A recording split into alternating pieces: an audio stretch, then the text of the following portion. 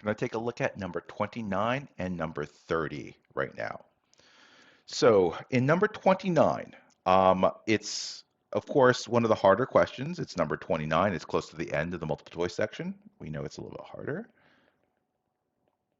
Um, I can, and hopefully you're kind of getting comfortable enough with the test to kind of look at sometimes overall, like just glance at it.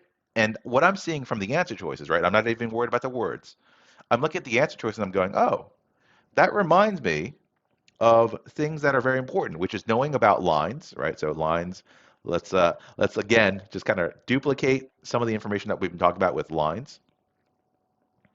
And we can even get like, special cases like horizontal lines, for example, where our y equals a number, and then vertical lines are x equals a number, right? So those are lines, right?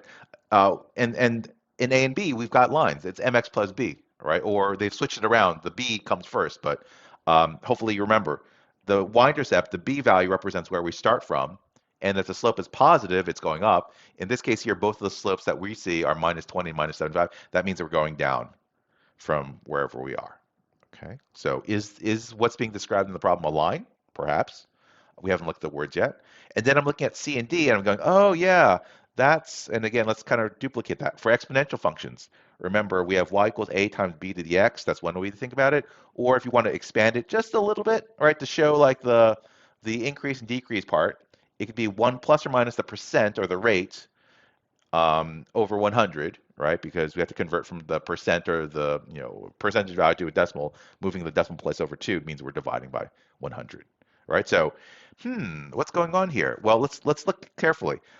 We start off right with the photocopier with 5,000 sheets of paper. Oh, that explains why there's 5,000 in the front in each one of these. All right, remember, for exponential and linear functions, we look for that starting value in slightly different spots, but they've done a nice job of putting the 5,000 in front for exponential in B, C, and D, and linear in A and B.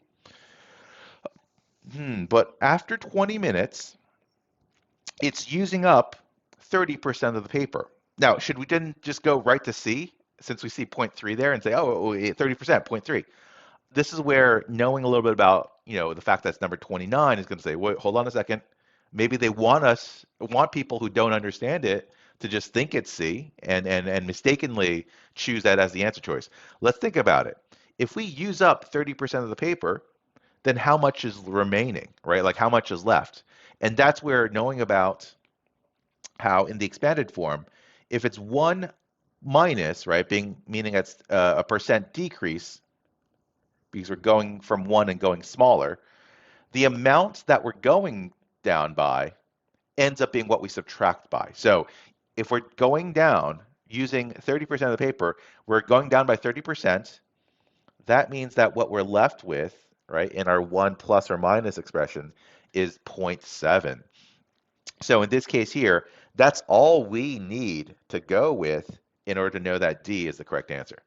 So again, C is the trap. That's the one that contains like the numbers that we can see very quickly in the problem itself, and maybe on an easier or medium difficulty question, it might have been C.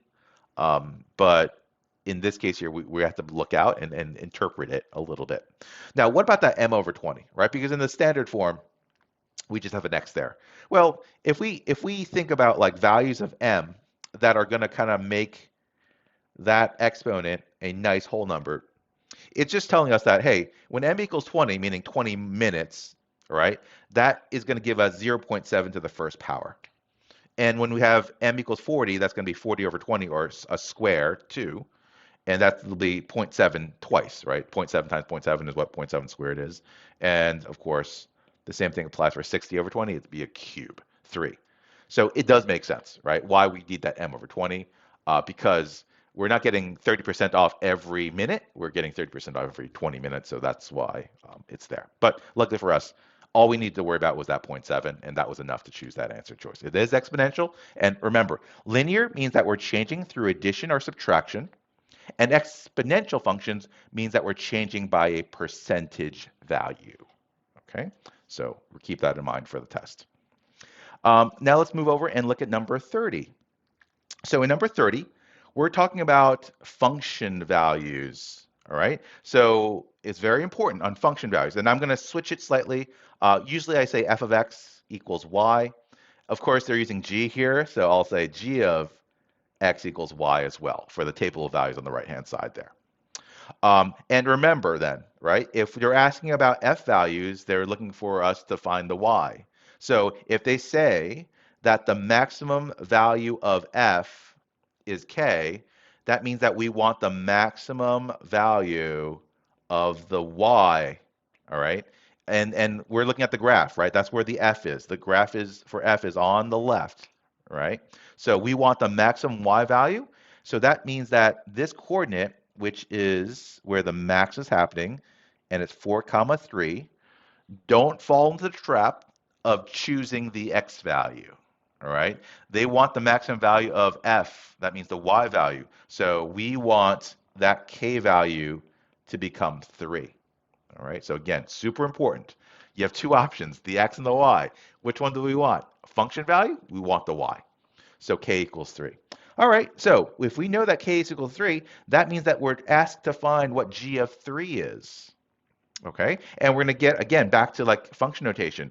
The value in the parenthesis is not the y. The value in the parenthesis is the x. So where are we going to look for that 3? Not on the right. We're going to look for it on the left. G of 3 says we want the x value to be 3. So here's the x value of 3. What is the value of the g when x is equal to 3? Oh, it's 6. So our final answer is B, 6. Okay, so hopefully that makes sense. Knowing about f of x equals y, again, that is super important. If I give you 2 comma 3 as a coordinate, we've already mentioned it on the previous question, number 28, I believe it was. Or no, actually, no, 27. X and y value. So I could write that as x equals 2, y equals 3. I could also write it as f of 2 equals 3. Okay, so x values are inside parentheses, and then the y value is what the function is equal to.